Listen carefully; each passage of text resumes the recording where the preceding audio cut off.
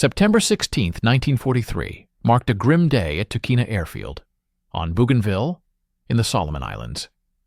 Captain James "Jimmy" Sweat bore witness to the tragic demise of his wingman, whose F-4U Corsair plummeted into the dense jungle, spewing a thick plume of black smoke.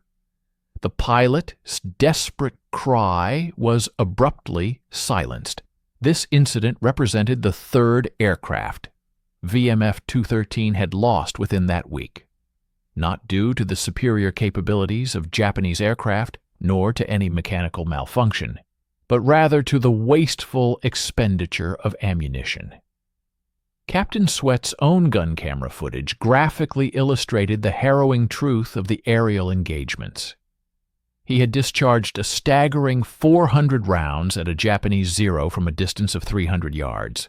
His tracers, luminous streaks of light, were observed to encircle the enemy aircraft, passing above it, below it, and on both flanks, creating a perfect, albeit empty, cone of lethal intent. Despite this seemingly precise targeting, the Zero managed to evade destruction, and Sweat's formidable guns were left completely devoid of ammunition.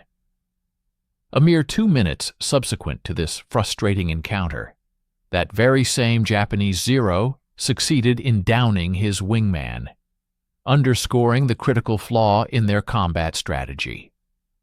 The statistical data emerging from Marine fighter squadrons across the South Pacific Theater were nothing short of catastrophic. Despite the F-4U Corsair's undeniable advantages in terms of speed and overwhelming firepower, Marine pilots were achieving a dismal kill ratio of only 3.2-1 against their Japanese adversaries. Each Corsair was equipped with 6 50-caliber Browning M2 machine guns and an impressive reserve of 3,000 rounds of ammunition, sufficient for approximately 25 seconds of continuous firing. However, pilots were rapidly depleting their entire ammunition supply, often scoring a mere 1 hit for every 50 rounds fired. The root of this alarming issue was neither the skill of the pilots nor the efficacy of the weaponry. Instead, it lay squarely with the gun harmonization, the precise point at which the trajectories of all 6 guns' bullets were intended to converge. Factory specifications stipulated a convergence point of 1,000 feet for these powerful aircraft. At this considerable distance, the spread of the bullets encompassed a circular area approximately 30 feet in diameter. Given that Japanese Zeros measured 29 feet across their wingspan, pilots were essentially attempting to thread a needle while traveling at speeds exceeding 300 miles per hour, an almost impossible feat under combat conditions. We hope you are enjoying this detailed narrative. Please stay with us and watch the end of the video for the full story. We would be grateful for your like and subscription. Also, please take a moment to write a comment about where you are from and what you think about the video topic. Marine Fighter Squadron 2213, famously known as the Hellhawks, regrettably held the unenviable distinction of possessing the worst ammunition-to-kill ratio in the entire Pacific Theater, expending an astonishing 890 rounds for every confirmed enemy aircraft destroyed. At this unsustainable rate, it was projected that the squadron would exhaust its ammunition reserves long before eliminating the formidable Japanese opposition. Major Gregory "Pappy" Boyington, on a visit from VMF 214, observed Captain Sweat's gun camera footage with a visible shake of his head, remarking, "You're shooting at ghosts. Your bullets are everywhere except where the enemy is," a poignant observation that succinctly captured the essence of their predicament. What Captain Sweat, along with his fellow pilots, remained unaware of at this critical juncture was that a 26-year-old aviation ordnance man, possessing neither a college degree nor any formal engineering training, was meticulously scrutinizing the very same footage within the confines of the maintenance tent. This individual, a sergeant who had enlisted in the Marines as a means of escaping the pervasive hardships of the Great Depression, was primarily tasked with loading ammunition and maintaining the aircraft's formidable armaments, not with redesigning their fundamental systems. His name was Staff Sergeant Michael "Mickey" McCarthy, and his seemingly audacious modification was poised to transform the F-4U Corsair into arguably the most lethal fighter aircraft operating in the Pacific. The pervasive problem of gun convergence was a persistent dilemma that plagued every fighter pilot across all air forces involved in the global conflict. However, within the brutal confines of the Pacific theater, this issue was directly contributing to the mounting casualties among Marine personnel. Gun harmonization, which involved precisely setting the inward angle of wing-mounted guns, had been a standard operational practice since the advent of aerial combat in World War I. The principle dictated that by mounting guns in the wings and angling them subtly inward, all the bullets would converge at a single, predetermined point in front of the aircraft. When an enemy aircraft intersected this convergence point, all 6 guns would simultaneously deliver a devastating barrage, theoretically ensuring destruction. The inherent challenge, however, lay in accurately identifying and consistently hitting this elusive sweet spot in the chaos of aerial combat. Factory specifications for the F-4U Corsair had established the gun convergence point at 1,000 feet. The engineers at Vought Aircraft had based this decision on what they considered sound reasoning. At a distance of 1,000 feet, pilots would theoretically have ample time to acquire their target, apply the necessary lead, and unleash a sustained burst of fire as the enemy aircraft traversed the convergence zone. This setting represented a calculated compromise between achieving an effective range and maximizing the probability of a hit. However, the harsh realities of combat unequivocally demonstrated that the engineers' theoretical assumptions were flawed. At 1,000 feet in the dynamic environment of aerial combat, the target often appeared too minuscule to effectively engage. The Corsair's 6 guns were distributed across a significant 16-foot span of its wings. Even with impeccable aim at a 1,000-foot convergence, the bullets formed a tightly concentrated cone at the convergence point, but then rapidly dispersed both before and after this optimal range. The majority of dogfights, however, typically occurred at much closer distances, ranging from 200 to 400 yards.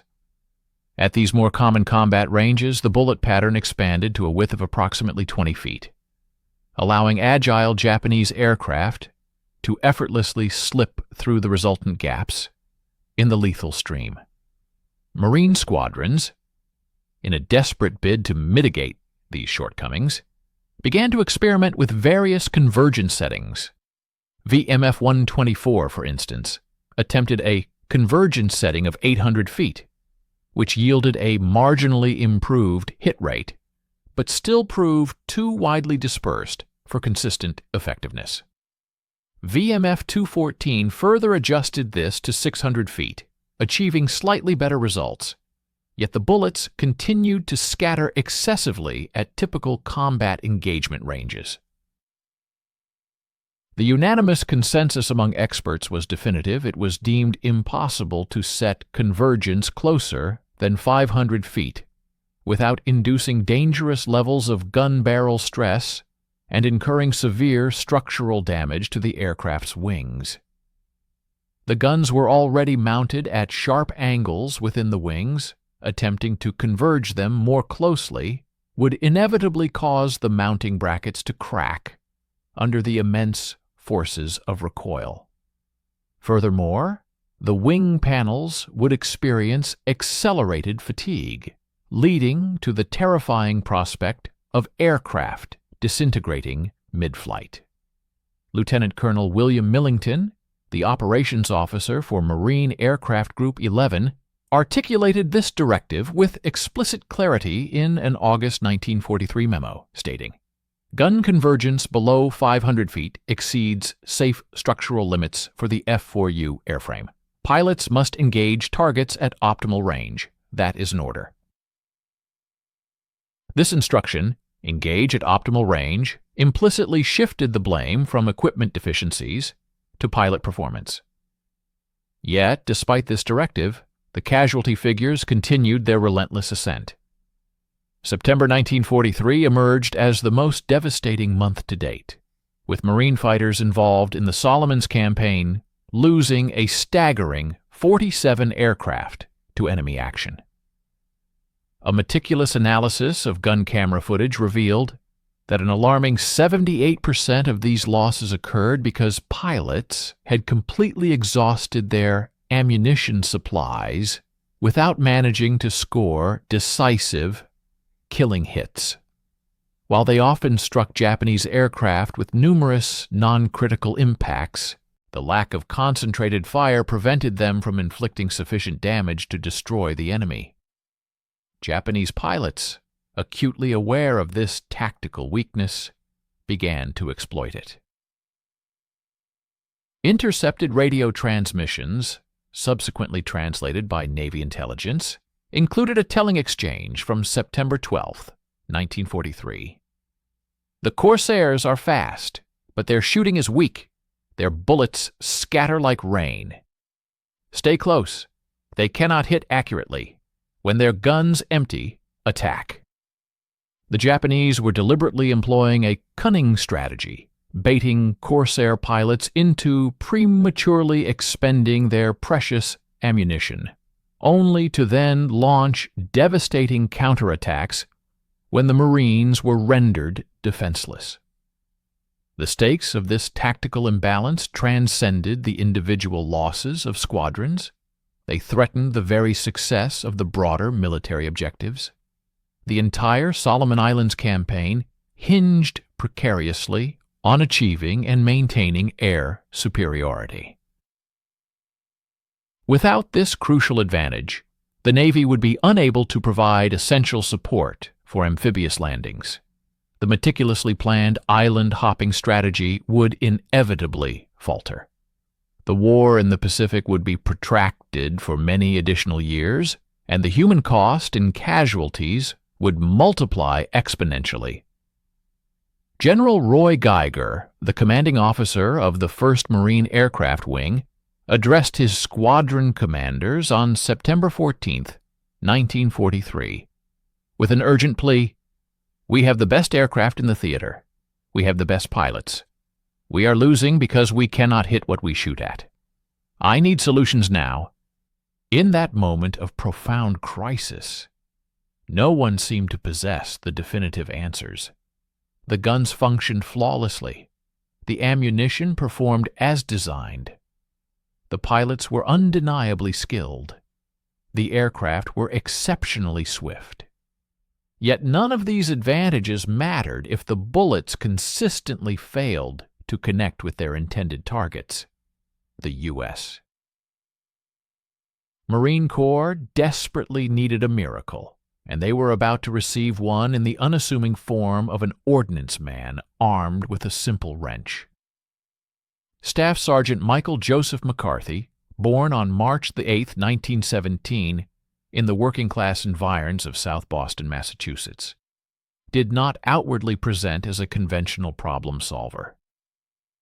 Affectionately known as Mickey, McCarthy had spent his formative years honing his mechanical skills by fixing automobiles in his father's garage. He was a high school dropout, lacking any college education or formal engineering credentials. When the devastating economic impact of the Great Depression swept across the nation, McCarthy, like many others, sought refuge and stability by joining the Marines, attracted by the promise of steady pay and 3 square meals a day. Within the Corps, he was designated an aviation ordnance man, one of the dedicated individuals responsible for loading guns, meticulously maintaining the intricate firing systems, and diligently clearing spent shell casings. By September 1943, McCarthy had served with VMF 213 for 8 months, consistently demonstrating exceptional competence in his duties. The aircraft's guns always functioned perfectly. Ammunition fed smoothly without incident, and there were no reports of jams or misfires. However, he was merely an enlisted man, a sergeant, a mechanic. Tactical decisions were the purview of officers. Equipment design was the domain of engineers. McCarthy's role was strictly maintenance, not innovation. Yet Staff Sergeant McCarthy possessed a unique insight that eluded both the seasoned pilots and the highly trained engineers. He meticulously reviewed every single gun camera film, scrutinized every after-action report, and delved deep into the underlying mathematics of ballistics. On September 17, 1943, following his review of Captain Sweat's latest unsuccessful engagement, McCarthy undertook an unusual action. He requested access to the Corsair's technical manual section pertaining to gun harmonization. The armory clerk, bewildered by an ordnance man's request for engineering specifications, nonetheless complied. McCarthy absorbed the information, reading it thoroughly 3 times. Subsequently, he walked purposefully out to the flight line, ascended onto the wing of Corsair Bureau number 117883, and meticulously measured the precise distance between the outboard and inboard guns, which spanned 16 feet 3 inches. He then measured the angle at which the gun mounts were positioned. Using nothing more than the basic trigonometry he had applied to automotive engine repair, he performed the complex convergence geometry calculations entirely in his head. The profound realization struck him with the force of machine gun fire. The fundamental problem was not that the convergence setting was inherently incorrect, but rather that it was simply too far away. At 1,000 feet, the bullets required nearly a full second to reach their intended target. A Japanese Zero, traveling at a speed of 300 miles per hour, covered approximately 440 feet per second. This meant that in the time it took for the bullets to traverse 1,000 feet, the target aircraft would have moved a considerable 440 feet. Pilots were not missing due to a lack of aiming skill. They were missing because they were aiming at where the target had been, not where it currently was. However, if the convergence point was significantly closer, for instance at 300 feet, the bullets would reach the target in a mere 1/3 of a second. In that drastically reduced time frame, the Zero would only move approximately 50 feet, rendering lead calculations considerably simpler and more accurate. Crucially, at a 300-foot convergence, the combined impact of all 6 guns' bullets would strike an area roughly the size of a dinner plate, rather than the vastly larger area comparable to a garbage truck. McCarthy meticulously re-ran his calculations. At a 300-foot convergence, with all 6 Corsair guns firing simultaneously, the combined rate of fire would unleash an astonishing 80 rounds per second, all concentrated within a compact 6-square-foot area. This, he realized, was no longer mere shooting. It was a devastating, inescapable meat grinder. It was not merely a matter of firing projectiles. It was an act of absolute annihilation, a veritable meat grinder in the skies. Consider the formidable Japanese Zero, an aircraft boasting a wingspan of 39 feet and a combat weight of 300 pounds.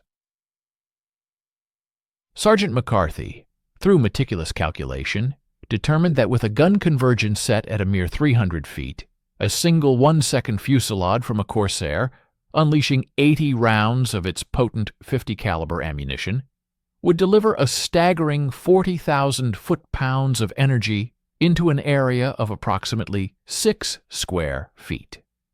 This colossal kinetic impact, he posited, possessed sufficient force to utterly disintegrate the enemy aircraft. The methodology was stark, unforgiving, and remarkably effective, though almost certainly in contravention of established military protocols. Such regulatory constraints held no sway for McCarthy. He was resolved to implement this audacious strategy that very night. McCarthy, a man of profound conviction and practical ingenuity, understood the futility of seeking official sanction. He foresaw the labyrinthine bureaucratic odyssey that any formal request to alter gun harmonization below the sanctioned 500-foot safety threshold would inevitably embark upon. Such a proposition would be shunted through an arduous chain of command. From the squadron armorer, it would ascend to the maintenance officer, then to the squadron commander, onwards to group operations, then wing engineering, and finally to the distant Bureau of Aeronautics. A multitude of committees would convene to scrutinize the proposal, while engineers would undoubtedly demand exhaustive stress analyses and exhaustive reports. By the time a definitive decision, if any, ever materialized from this ponderous process, the global conflict would undoubtedly have long since concluded. Recognizing this insurmountable bureaucratic inertia, he chose not to seek permission. Thus, under the cloak of darkness, on the evening of September 18, 1943, after the day's flight operations had ceased and the bustling flight line lay quiet, McCarthy, accompanied by 2 trusted ordnance specialists, Corporal Eddie Wilkins and Private First Class Tommy Reyes, stealthily maneuvered Corsair 17883 into the cavernous maintenance hangar. This particular aircraft was none other than Captain Sweat's personal fighter, a machine ironically renowned within the squadron for exhibiting the most abysmal ammunition expenditure rate, often requiring an excessive number of rounds for any meaningful impact. We invite you to stay with us and watch the thrilling conclusion of this video. Your like and subscription would be greatly appreciated. Please feel free to leave a comment below, sharing where you are from and your thoughts on the fascinating topic of innovation versus regulation in wartime. McCarthy's ingenious blueprint, though seemingly unrefined, was entirely practicable. Each gun mount on the Corsair was equipped with precise adjustment bolts designed to govern the weapon's firing angle. The standard factory calibration dictated a gun convergence point at a distant 1,000 feet. McCarthy's calculations indicated a necessity to augment this angle by approximately 2.4 degrees to achieve his desired 300-foot convergence.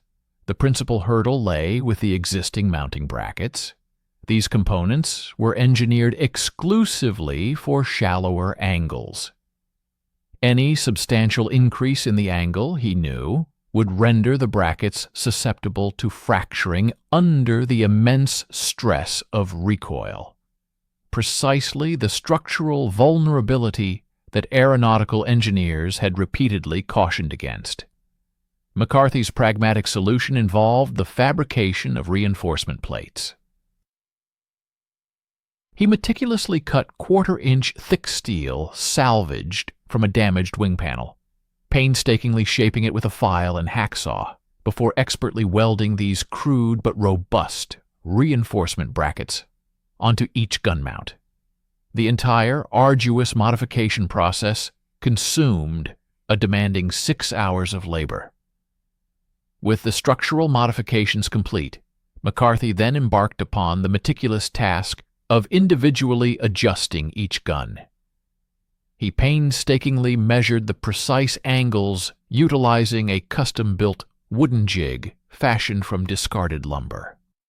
The bore sighting of the weapons was accomplished through an unconventional yet effective technique, a method his father had imparted to him for the alignment of automobile headlights. A target frame was positioned at the exact distance of 300 feet, and each gun was then incrementally adjusted until its barrel unequivocally pointed at the precise center of the target, whereupon it was firmly secured. By the pre-dawn hour of Oro 400 on September 19th, all 6 guns had been perfectly harmonized to converge at 300 feet. To validate his work, McCarthy conducted a crucial test firing, unleashing 20 rounds from each gun into the vast expanse of the ocean. The newly installed reinforcement brackets held steadfastly, exhibiting no cracks or structural fatigue. The modified weapons were unequivocally operational. Later that morning, Captain Sweat strode purposefully onto the flight line, preparing for his routine morning patrol. His gaze instinctively fell upon his Corsair, and he paused, a flicker of surprise crossing his features as he observed the gun barrels. They were angled noticeably inward, at a significantly steeper inclination than he remembered. McCarthy, Sweat articulated slowly, his voice laced with an undercurrent of inquiry. "What exactly have you done to my guns?" McCarthy, ever disciplined, snapped to attention. "Sir, I have adjusted your gun convergence," he replied crisply. "To what specific distance?" Sweat pressed. 300 feet, sir," McCarthy stated without hesitation. Sweat's eyes widened perceptibly. 300? The operational manual explicitly states, McCarthy interjected, his tone respectful but firm. "I am fully aware of the manual's specifications, sir." Sweat's gaze shifted from the altered weaponry back to McCarthy. "That is a direct violation of regulations. It constitutes an unauthorized modification of military equipment. That, Sergeant, is illegal." McCarthy met his superior's gaze unflinchingly. "Yes, sir." Sweat continued, the gravity of the situation palpable. "If this modification proves ineffective, I face a court-martial for operating an unsafe aircraft. You, in turn, will be court-martialed for sabotaging vital equipment." "Yes, sir," McCarthy affirmed once more, his resolve unwavering. Captain Sweat remained motionless for a protracted moment, his gaze fixed on the menacingly angled guns. His mind drifted back to the harrowing memory of his wingman, whose aircraft had spiraled uncontrollably into the dense jungle just 3 days prior. He recalled the frustrating futility of expending 400 rounds at a single zero, achieving precisely 0 hits. He vividly remembered the chilling Japanese radio intercepts, their pilots mocking, "Their bullets scatter like rain." A profound weariness settled upon him. "What then?" Sweat finally inquired, his voice barely above a whisper. "Happens if it actually works?" McCarthy permitted himself a fleeting, almost imperceptible smile. "Sir, you are going to destroy everything you set your sights upon." With a decisive nod, Sweat ascended into the cockpit. "Let us ascertain the truth," he declared. The ultimate test of McCarthy's radical modification unfolded with a swiftness that surpassed his own expectations.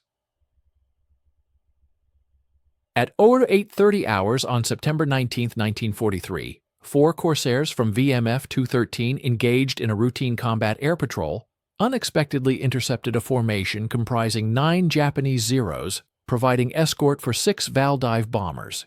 The enemy aircraft were on a trajectory towards Allied positions situated on Bougainville. The engagement presented a stark and unfavorable numerical disadvantage: 4 Allied fighters against a formidable 15 enemy planes.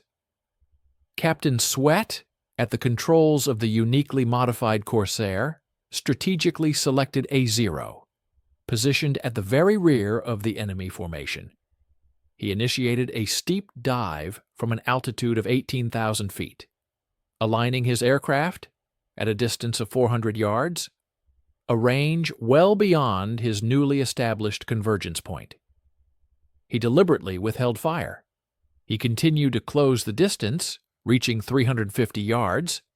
Still outside the optimal range, he observed the Zero commencing evasive jinking maneuvers, clearly anticipating an imminent attack. At a precise distance of 320 feet, Sweat decisively pressed the trigger. A concentrated 1-second burst, unleashing 80 rounds, erupted from his guns. The Zero did not merely sustain damage, it utterly disintegrated. Its entire tail section was violently sheared off, the fuselage fractured emphatically in half, and its fuel tanks erupted in a cataclysmic explosion. The resulting debris cloud was so vast and dense that Sweat was compelled to execute an immediate hard right brake to avoid flying directly through the lethal shrapnel. Sweat, his voice filled with an uncharacteristic expletive, keyed his radio. Holy Mother of... He left the sentence unfinished, his focus already locked onto the next Zero in his sights. He closed to 300 feet. Another precise 1-second burst. The Zero's left wing was completely torn away from its fuselage. The crippled aircraft immediately spun inverted and plummeted uncontrollably. He targeted a third Zero. At 280 feet, a mere half-second burst was all that was required, yet the canopy exploded outwards, and the pilot, or what remained of him, slumped forward, lifeless. The Zero rolled into an irreversible death spiral. The total ammunition expended for this astonishing display of aerial combat amounted to a mere 200 rounds. In an astonishingly brief span of 45 seconds, Captain Sweat had secured 3 confirmed kills. His wingmen, in stark contrast, were still maneuvering into position for their initial firing passes. The entire engagement, from interception to disengagement, lasted a mere 4 minutes. In that brief period, VMF 213 successfully downed 8 Japanese aircraft, with Captain Sweat personally accounting for an incredible 5 of those kills. He returned to base with only 1 aircraft lost, and a substantial 800 rounds of ammunition still remaining, more than half of his initial load. As Sweat landed his Corsair and powered down its engine, a silent throng of approximately 30 individuals awaited him. Fellow pilots, diligent mechanics, and ranking officers, all of whom had overheard the electrifying radio transmissions. They stood in stunned silence, their gazes fixed intently on the gun barrels of his aircraft. Major Wade Britt, the commanding officer of VMF 22213, approached McCarthy with a measured stride. "Sergeant," Britt inquired, his voice devoid of emotion, "what exactly did you do to Captain Sweat's guns?" "Sir," McCarthy responded, his posture rigid, "I adjusted the convergence to 300 feet. 300? Britt's voice remained flat, betraying no immediate reaction. "You are fully aware that this distance falls below the established structural safety limit, are you not?" "Yes, sir." "And you are aware that you modified squadron aircraft without explicit authorization?" "Yes, sir." "Did you submit a modification request to Group Engineering?" "No, sir." At this point, the tension within the hangar erupted. Lieutenant Colonel Millington, the operations officer, who had personally authored the directive expressly forbidding gun convergence below 500 feet, pushed forcefully through the assembled crowd. "This," he bellowed, his voice laced with indignant fury, "is a direct violation of my orders. You absolutely cannot set convergence at 300 feet. The mounting brackets will fail. The wings will inevitably develop stress fractures. This aircraft, I tell you, is unequivocally unsafe for flight." Major Britt, however, calmly raised a hand, a gesture for silence. "The aircraft," he interjected, his tone even, "has just successfully flown a combat mission." "One flight proves absolutely nothing," Millington retorted, his face reddening. "Stress fractures are cumulative. They develop over time. This sergeant has recklessly endangered lives and flagrantly violated—" Captain Sweat, unable to contain himself, interrupted Millington directly.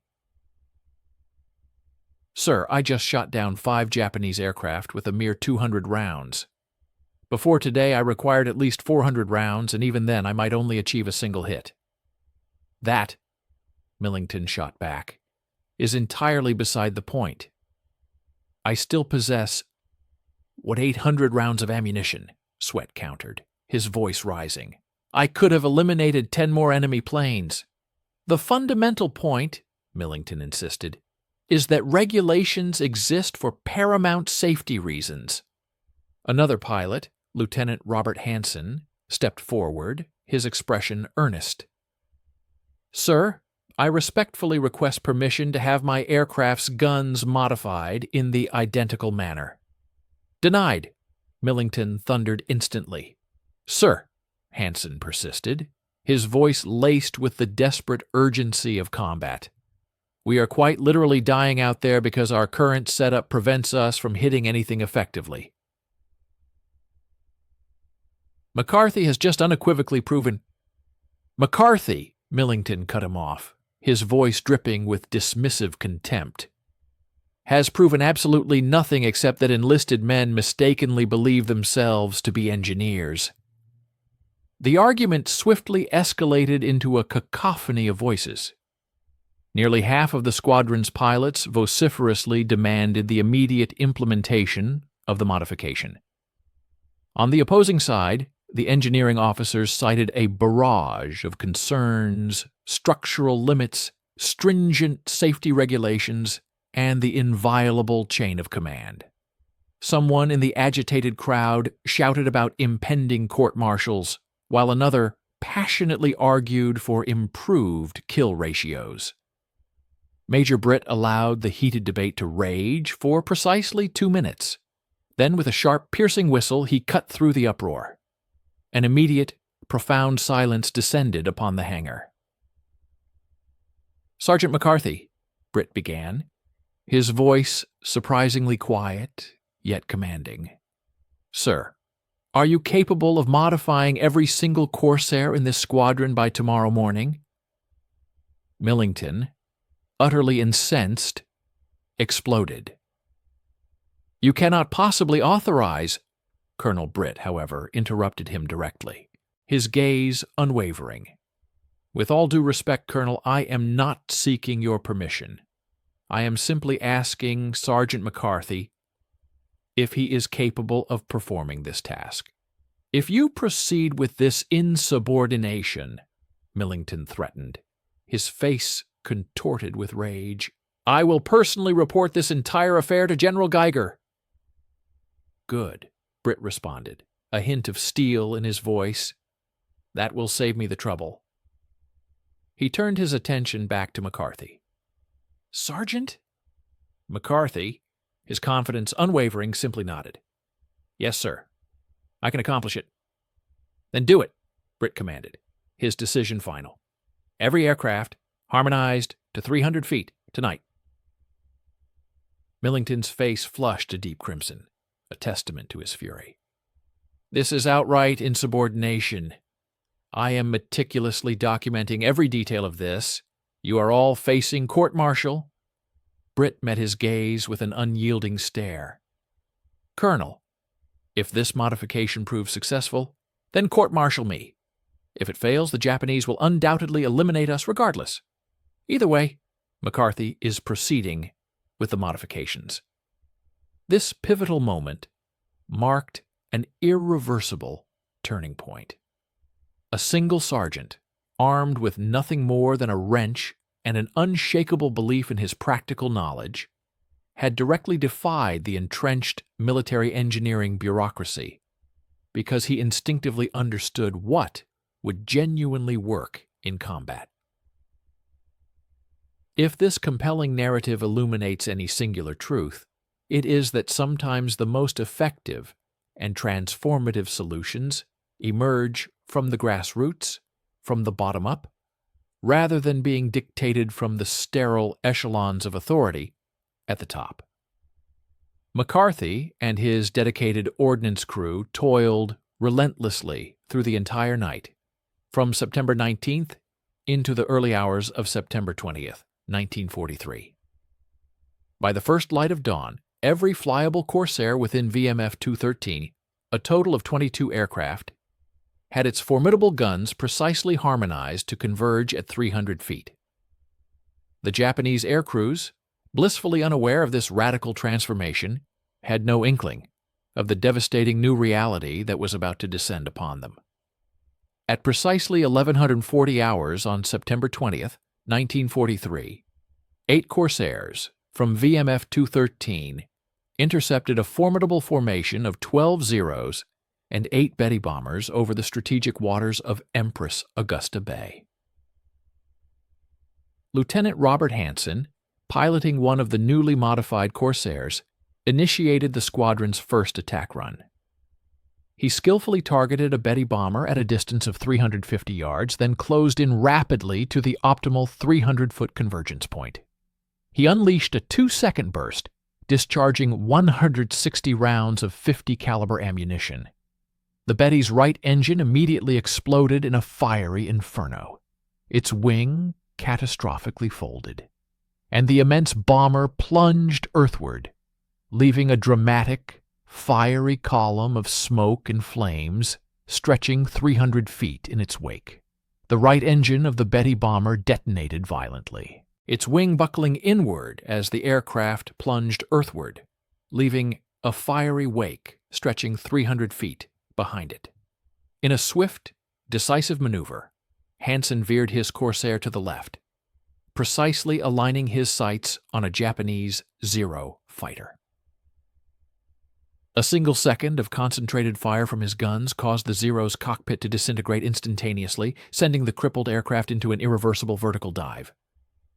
This entire devastating sequence, resulting in 2 confirmed kills, transpired in a mere 15 seconds, expending only 240 rounds of ammunition. The aerial skirmish, a testament to the devastating effectiveness of the new tactical approach, concluded after a mere 12 minutes. During this intense period, the pilots of VMF 213 achieved an astonishing victory, successfully downing 9 Zeros and 6 Bettys, culminating in a total of 15 confirmed enemy aircraft obliterated. The Japanese forces suffered a catastrophic 100% loss rate, with every single one of their participating aircraft either completely destroyed or rendered irreparable. Remarkably, VMF 213 sustained no losses whatsoever. This engagement also showcased an extraordinary leap in efficiency. The ammunition expenditure per kill plummeted to an impressive 180 rounds, a dramatic reduction from the 890 rounds required for each kill just the preceding week. After 2 or 3 paragraphs, ask us to stay with us and watch the end of the video. We will be grateful for your like and subscription. Write a comment about where you are from and what you think about the video topic. The visual evidence captured by the gun cameras left an indelible impression on all who witnessed it. With the guns harmonized for a 300-foot convergence, the 6 formidable guns of the Corsair forged a visible, concentrated column of tracer fire appearing as an unyielding solid beam of destructive energy. Japanese aircraft subjected to this torrent did not merely sustain hits, they were utterly annihilated. Wings were instantaneously sheared off, tail sections disintegrated into fragments, and cockpits imploded under the sheer force of impact. The intensity of this concentrated firepower was so profound that structural integrity would fail catastrophically, even before the entire volley of ammunition had finished striking its target. News of this pivotal innovation disseminated with astonishing rapidity throughout the theater of operations.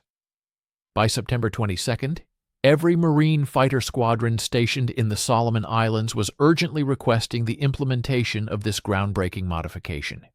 Just 3 days later, on September 25th, the renowned VMF-214, famously known as Pappy Boyington's Black Sheep Squadron, had fully adopted the 300-foot convergence setting.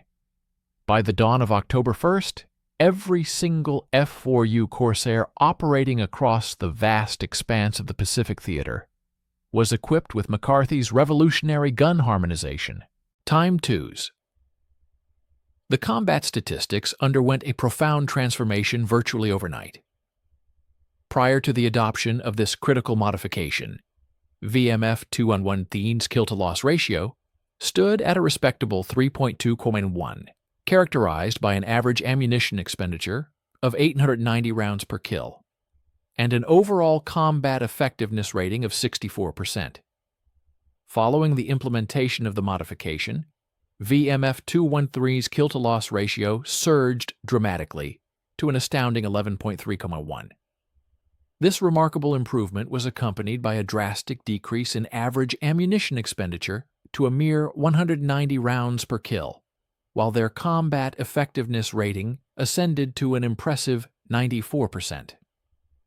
Individual acts of extraordinary valor and efficiency quickly became emblematic of this newfound aerial supremacy.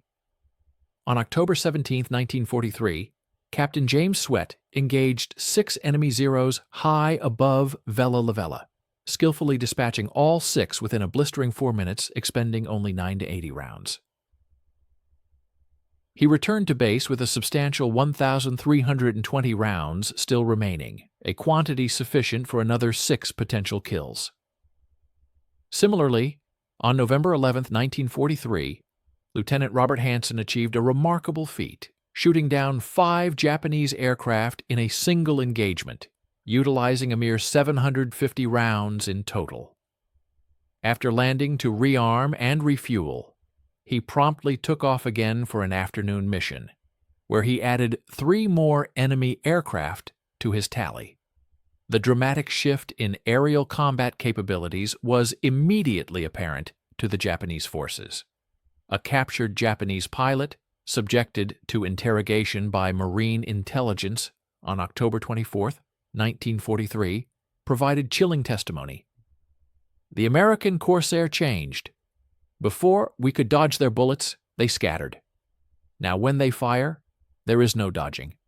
The bullets are like a solid wall. If they point at you, you die. We call them concentrated death. This stark assessment directly influenced enemy tactics, with Japanese pilots receiving explicit instructions to avoid engagement whenever feasible. Should combat prove inescapable, they were ordered to ram the Corsair rather than face the inevitable demise of being shot down. Further underscoring the enemy's urgent recognition of this formidable new threat, an intercepted Japanese radio transmission dated November 3, 1943, conveyed a stark warning. Warning to all units. The American fighters have new guns. Their fire is concentrated like a laser. Previous evasion tactics are ineffective. Do not engage Corsairs below 500 meters. Repeat, do not engage. This urgent directive highlighted the perceived overwhelming lethality of the modified American fighters and imposed strict engagement limitations to mitigate catastrophic losses. The impact of this modification on the preservation of human life was immeasurable, saving countless individuals on a massive scale. Between September 20th and December 31st, 1943, Marine Corsair squadrons operating in the Solomon Islands successfully accounted for 487 confirmed Japanese aircraft shot down.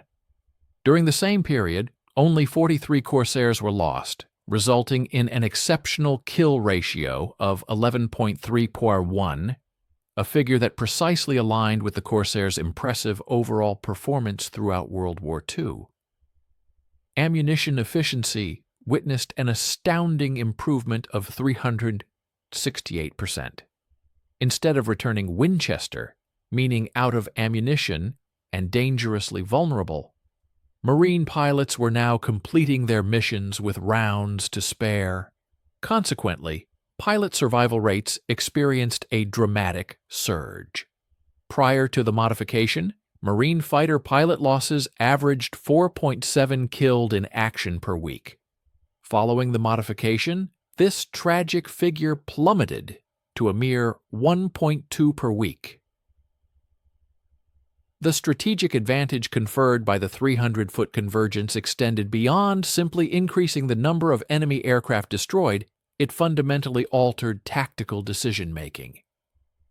Marines now possessed the confidence to disengage from combat situations, even when severely outnumbered, secure in the knowledge that their weapons allowed them to inflict damage with exceptional efficiency and conserve precious ammunition for crucial defensive maneuvering when necessary. On January 3, 1944, Major Gregory "Pappy" Boyington, piloting a Corsair equipped with McCarthy's pivotal modification, successfully shot down his 28th Japanese aircraft, thereby equaling Eddie Rickenbacker's venerable World War I record. Boyington unequivocally attributed his phenomenal success directly to the gun modification, famously stating, "Before McCarthy's fix, I was a good pilot with mediocre results. After McCarthy's fix, every trigger pull was a kill. That modification made me an ace." The profound effectiveness of the 300-foot convergence ultimately led to its official adoption by the Marine Corps as standard practice for all F-4U Corsairs on February 18, 1944. Bureau of Aeronautics Engineers, the very same individuals who had initially dismissed the concept as structurally unfeasible, conducted belated stress tests. Their findings conclusively demonstrated that the reinforcement brackets meticulously designed by McCarthy actually enhanced the wing strength of the aircraft under combat loading conditions. The official modification manual, subsequently published in March 1944, was formally credited to the BuAer engineering staff. Conspicuously absent from its pages, however, was McCarthy's name. He remained a sergeant, an ordnance man, diligently loading ammunition on the flight line, yet the pilots who benefited from his ingenuity knew the truth. In December 1943, at the VMF 213 Squadron Christmas party, Captain James Sweat, who by then had accumulated an impressive 15.5 confirmed kills, all achieved after McCarthy meticulously modified his aircraft's guns, rose to deliver a poignant speech. He addressed his comrades, acknowledging, "Most of you don't know Mickey McCarthy. He's not a pilot. He's the guy who loads our bullets and tightens our gun bolts. But I'm alive right now because Mickey ignored orders and did what was right instead of what was authorized. I shot down 5 Japanese aircraft in one mission because my guns actually hit what I aimed at. Every pilot in this squadron owes their life to a sergeant who thought he knew better than the engineers. Turns out he did." Sweat then raised his glass, proposing a toast to Mickey McCarthy, the deadliest Marine who never pulled a trigger.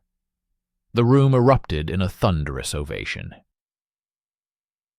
McCarthy, visibly embarrassed by the sudden spotlight, stood humbly in the back, waving off the applause and muttering, "I just adjusted some bolts." Yet, those seemingly simple adjustments to bolts saved an estimated 800 Marine lives in a mere 4 months. One modification, 800 lives saved. The Corsair, initially a capable fighter, was transformed into the most lethal aircraft in the Pacific theater, all thanks to a sergeant who possessed the courage to challenge established expertise. Despite his monumental contribution, Staff Sergeant Michael McCarthy never received formal recognition from the Marine Corps. There was no distinguished medal ceremony, no promotion to officer rank, and no official commendation entered into his service record. The official Bureau of Aeronautics Modification Manual, as previously noted, attributed the design of the 300-foot convergence to extensive engineering staff analysis and field testing, entirely omitting McCarthy's name. It seemed, however, that he remained unconcerned by this lack of official acknowledgement. Following the cessation of hostilities, McCarthy mustered out of the service in December 1945 and quietly returned to his hometown of Boston.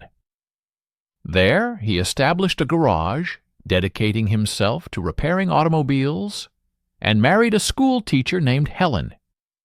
He rarely spoke of his wartime experiences.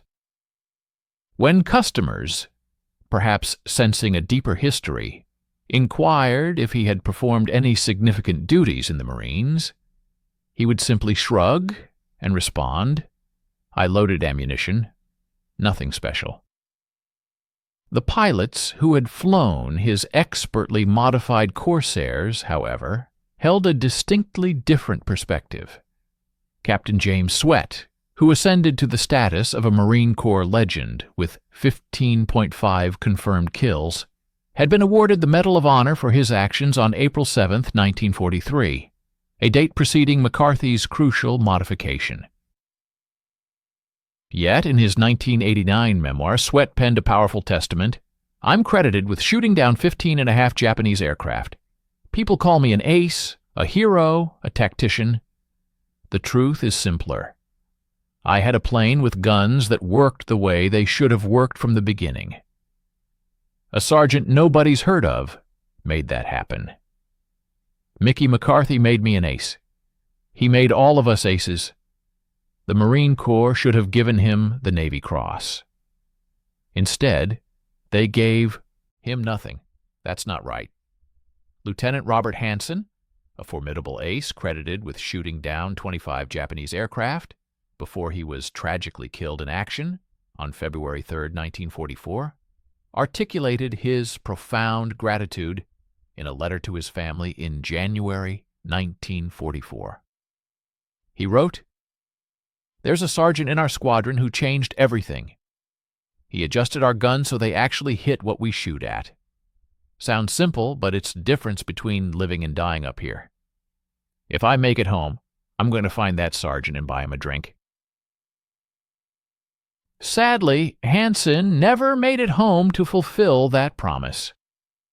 The 300-foot gun convergence that McCarthy pioneered became a universally adopted standard for every United States fighter aircraft for the remainder of World War II.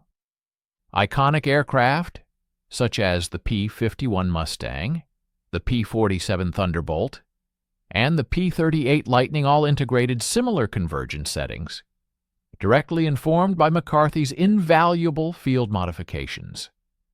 Post-war analyses subsequently credited this tighter convergence with a remarkable 34% improvement in overall USAF fighter kill ratios.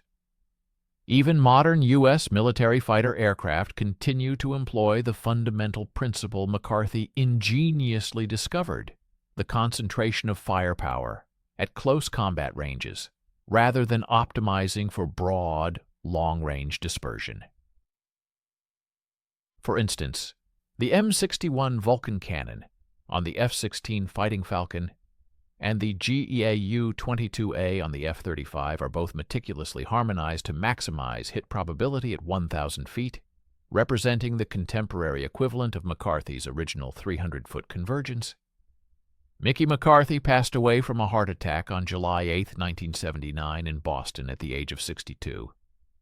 His obituary, published in the Boston Globe, comprised a mere 3 sentences. It briefly noted his service as a Marine Corps veteran. Conspicuously, it made no mention of the fact that he had fundamentally and irrevocably altered the trajectory of aerial combat forever. In 1987, the Marine Corps Aviation Association dedicated a plaque at the National Museum of the Marine Corps, specifically honoring the unsung heroes of marine aviation. McCarthy's name, rendered in small letters, appears at the very bottom of a list encompassing 87 names, identified solely as SSG Michael McCarthy, VMF 2113 Ordnance Crew. There is no accompanying explanation, no contextual detail, just the name. However, every Marine fighter pilot who encounters that plaque knows the name. They understand the profound story behind it. They comprehend that sometimes the greatest warriors are those who never discharged a weapon themselves. Sometimes the most lethal instruments of war are not the guns, but rather the individuals who possess the unique insight and skill to truly make those guns work. The unsung heroes of any endeavor are often those individuals possessing the profound practical knowledge to ensure critical equipment functions optimally. Consider the indelible legacy of Mickey McCarthy, whose story serves as a powerful reminder that true courage extends far beyond the conventional act of pulling a trigger. Instead, valor frequently manifests in the meticulous, often unseen work of adjusting and fine-tuning vital components. This perspective challenges the notion that the most effective solutions emerge from unwavering adherence to established rules. On the contrary, groundbreaking advancements and superior outcomes often stem from the sagacity to discern precisely when to deviate from prescribed protocols, recognizing the opportune moment to innovate and challenge the status quo. This crucial principle further dictates that hierarchical standing or formal rank does not inherently confer superior insight or the definitive answer. Ultimately, the true measure of a solution's worth lies in its tangible results and proven efficacy. A compelling illustration of this truth is found in the legendary F-4U Corsair, an aircraft celebrated for achieving an astonishing 11,1 kill ratio during its operational tenure. This exceptional combat performance was not solely a consequence of its inherent speed or formidable destructive power. Rather, its unparalleled effectiveness was significantly bolstered because one particular sergeant, Mickey McCarthy, confronted a pervasive technical challenge that had been widely tolerated or simply overlooked by others. His refusal to passively accept this deficiency, coupled with his acute practical acumen, led to a transformative modification that dramatically enhanced the Corsair's capabilities. We invite you to stay with us and watch the end of this insightful video. We would be immensely grateful for your like and subscription. Please also consider leaving a comment below, sharing where you are from and your thoughts on the crucial topic discussed. Through his profound understanding of mechanical systems and the skillful application of a simple wrench, McCarthy forged a tactical advantage that directly contributed to saving numerous lives. It is estimated that approximately 800 Marines returned home safely, their lives preserved not by conventional armaments, but by the precise and impactful adjustments made by this dedicated technician.